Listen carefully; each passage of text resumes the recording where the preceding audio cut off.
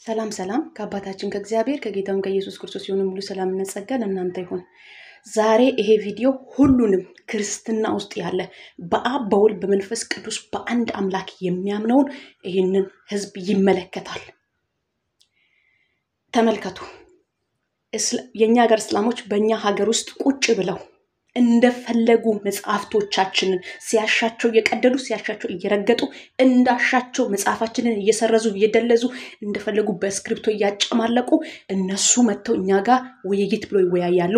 እኛ ማናስተምረውን ነገር እያስተማሩን ይሉናል። አምላካቸው እንኳን ዕውቀት በእኛ ትምህርት ላይ ዕውቀት የለውም። ይሄንን በእውነት ልንገራችሁ፣ አንድ መሐይም ሰው የሚያውቀውን ያህል እንኳን አያውቀውም። ስለዚህ ግን መተው እዚህ ጋራ የኛን መጽሐፍ እንደፈለጉ እያደረጉ በእነሱ በተጻፈው መጽሐፋቸው ላይ ሂዱ ሱና.ኮምን አስጠፉ።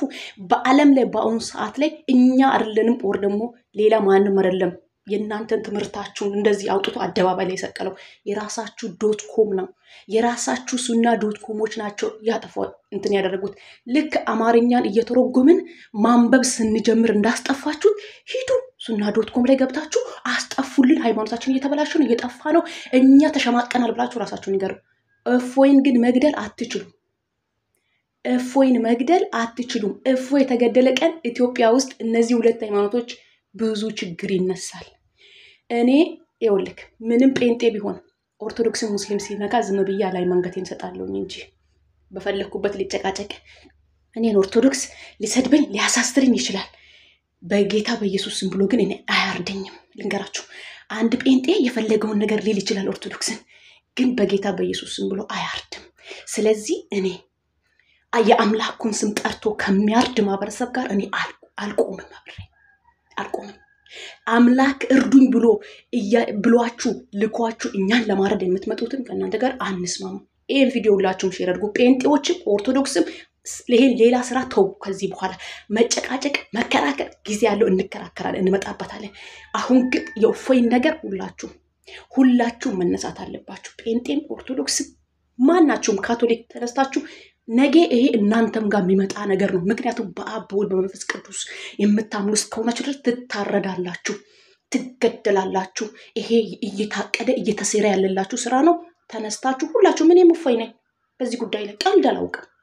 ለምን ዛሬ አትገለኝም? ተሰብስበ ካለህበት ወዴት እንደሚሄደው የምኖር ሴት ነኝ። ስለዚህ በዚህ ጉዳይ ቀልድ አላውቅም።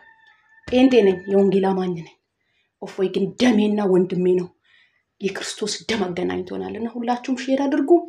እጠይቃችኋለሁ፣ ኦርቶዶክስ ካለሽበት ማሽቃበጥሽን ትተሽ እያጨበጨብሽ በየጉራንጉሩ ማሽቃበጥሽ ተመልሶ ዞሮ አንገትሽን ከሚያርድ ጋራ አንድ ሆነሽ ማሽቃበጥ መጨብጨብሽን ትተሽ የኦርቶዶክስ ወጣት ተነስተ እኔ እፎይ ነኝ ይባል። ካንተ ጋር ቲክቶክ የሚሰራ ኢትዮጵያ ውስጥ ያላችሁ ቲክቶከሮች ከናንተ ጋር ቲክቶክ የሚሰሩት ነው ተነስተው እኔ ምንትናነኝ እያሉ ዛሬ ላይ እፎይን ለማስገደል እየተሯሯጡ ያሉት አላወቃችሁ? አንቺ ግን ሄደሽ ታሽቃብጥ ያለሽ፣ አንተ ግን ሄደሽ ታሽቃብጣለህ ከነሱ ጋር እንኳን ደረሳችሁ እየተባባልክ ማለት ነው። ነገር ግን እነሱ አንድ ነገር ቢከሰት በሃይማኖታቸው ላይ ቀድሞ ሰይፍ የሚያነሱት ካንተና ካንቺ ነው የሚጀምሩት። ይሄንን ደግሞ በሙሉ ማስረጃው ከመጽሐፍ ቅዱስ ከቁርአናቸው ላሳያችሁ እችላለሁ። በቃ ለምን አወጡት? ለምን አንብበዋሉ? ለምን ጎግል ለምንድን ነው አውርዳችሁ አንብበው ተብሎ የተሰጠን? ዋይ አንብበን መጠየቅ ካልቻልን፣ አንብበን ማስተማር ማውጣት ካልቻልን ለምን ላጠፋችሁት? አስወርዱት። ካፈራችሁበት ሰው ካፈረበት ነው ሙሉ ማንነቱ ላይ ሲያፍርበት ነው ማውራት ሳይችል ቀርቶ አርጄ ዝም ማሰኛታለሁ። አይገርማችሁ? በኔ በኩል ብቻ የነቁት፣ በኔ በኩል ብቻ የተማሩት የሰለጠኑ በሺ የሚቆጠሩ እስላም ክርስቲያኖች አሉ።